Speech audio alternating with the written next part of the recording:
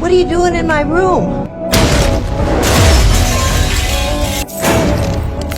Nenek ini disembak oleh pria bertopeng. Tubuhnya terpental. Namun ada hal aneh pada nenek ini. Tubuhnya masih bergerak dan bangkit secara perlahan. Wajahnya berubah menjadi sangat menyeramkan. Bahkan wajahnya sudah tak seperti wajah manusia lagi. Bahkan semua lukanya pun mulai sembuh. Lalu nenek ini berteriak dan ia segera menyerang pria yang bertopeng itu. Nenek ini lalu mendorong pria itu. Namun walau nenek ini sangat tangguh, pria yang bertopeng ini juga tak mudah untuk dikalahkan. Bahkan ia terus menembak nenek itu. Namun tubuh nenek ini sangat lentur. Ia mampu menghindari tembakan. Tubuh sang nenek sangat fleksibel. Bahkan beberapa tembakan tak mampu mengenai tubuh sang nenek. Ternyata nenek ini adalah seorang vampir. Dan pria bertopeng ini adalah pemburu vampir. Pertarungan terus berlanjut. Keduanya sama-sama tak bisa saling mengalahkan. Bahkan tendangan nenek mampu membuat pemburu vampir terlempar ke tembok. Hingga tembok pun jebol. Pria itu melepaskan topengnya. Lalu ia mengeluarkan kaca yang menancap di bahunya. Ia kemudian mengisi ulang amunisi khusus ke senjatanya. Dan ia mulai mengerahkan senjata itu ke arah pintu. Ia mulai menunggu sang nenek. Namun tiba-tiba sang nenek muncul di belakangnya. Beruntung ia cepat menghindar dari gigitan nenek. Ia berguling dan berusaha menuju ke cahaya matahari. Hingga sang nenek tubuhnya terbakar oleh sinar matahari. Namun vampir tua ini sangatlah tangguh. Namun pria ini adalah pemburu vampir yang berpengalaman. Ia mengangkat tubuh vampir tua itu lalu membantingnya selantai. Walaupun mendapat pukulan yang kuat, vampir tua ini tampaknya tak mengalami luka. Ia mampu bangkit lagi, dan tubuhnya sangat fleksibel. Pria ini pun mulai mengeluarkan pisau andalannya. Namun hanya beberapa pukulan pria itu malah terpental. Ia dengan cepat menusuk perut vampir tua itu dengan pedangnya. Walau pedang itu tertancap di perutnya, vampir tua itu mencabut pedang itu tanpa ada rasa sakit. Namun pria itu membanting tubuh vampir tua itu dan memotong lehernya.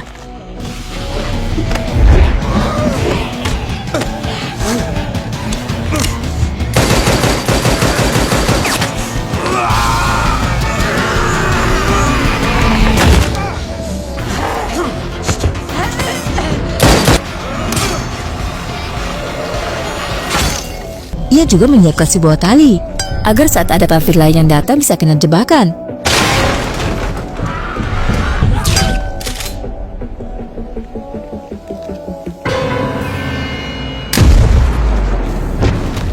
Pria ini bernama Bud Jablo, atau biasa dipanggil Jablo. Ia adalah pembersih kolam renang, sekaligus pemburu vampir. Ia mencabut gigi vampir lalu ia menjualnya. Harga gigi vampir sangat mahal, tergantung jenis vampir itu sendiri. Dan ada sebuah serikat yang menaungi para pemburu vampir. Karena pemburu vampir adalah sebuah profesi, mereka bisa menjual gigi vampir di serikat tersebut dengan harga mahal.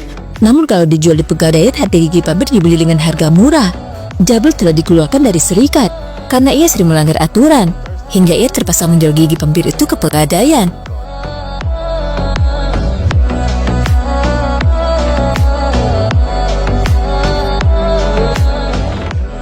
Setelah itu Jabal menjemput anaknya yang bernama Peggy yang pulang dari sekolah. Ia mengantarnya pulang.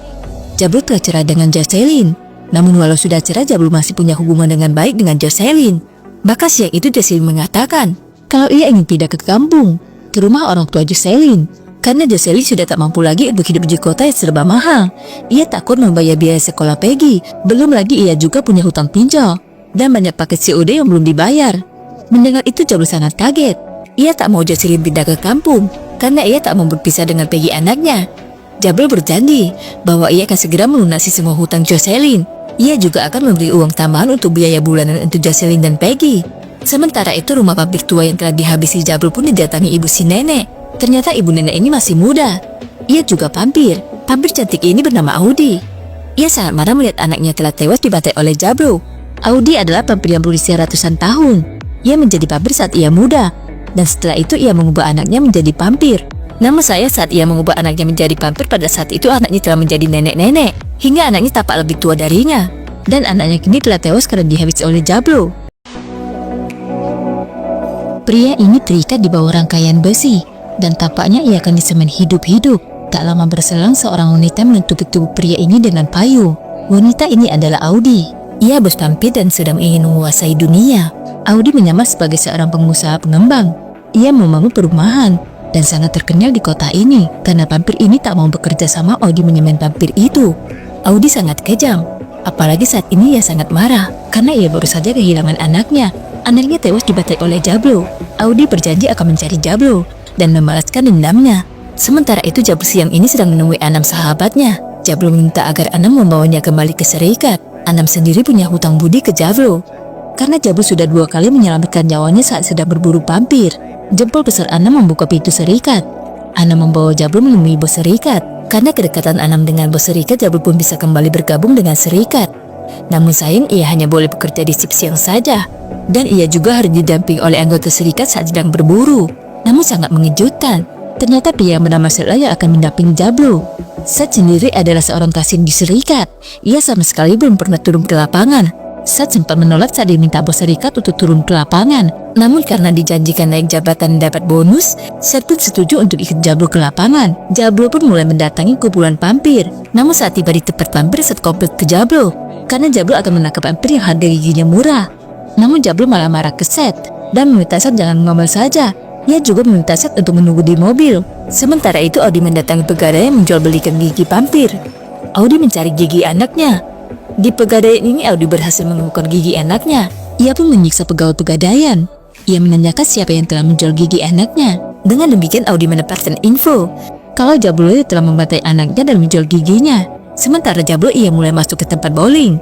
Dan di tempat ini adalah sarang vampir. Jablo pun mulai menghabisi vampir di tempat ini.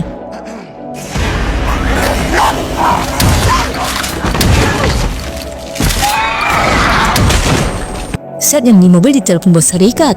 Ia pun dimarahi bos serikat karena hanya menunggu di mobil. Oleh karena itu Seth pun masuk ke tempat bowling. Saat Seth datang ke tempat itu, ternyata Jablo dalam keadaan terpojok. Sebagai mitra, Seth memberikan senjata Jablo yang lepas saat ia berduel dengan vampir.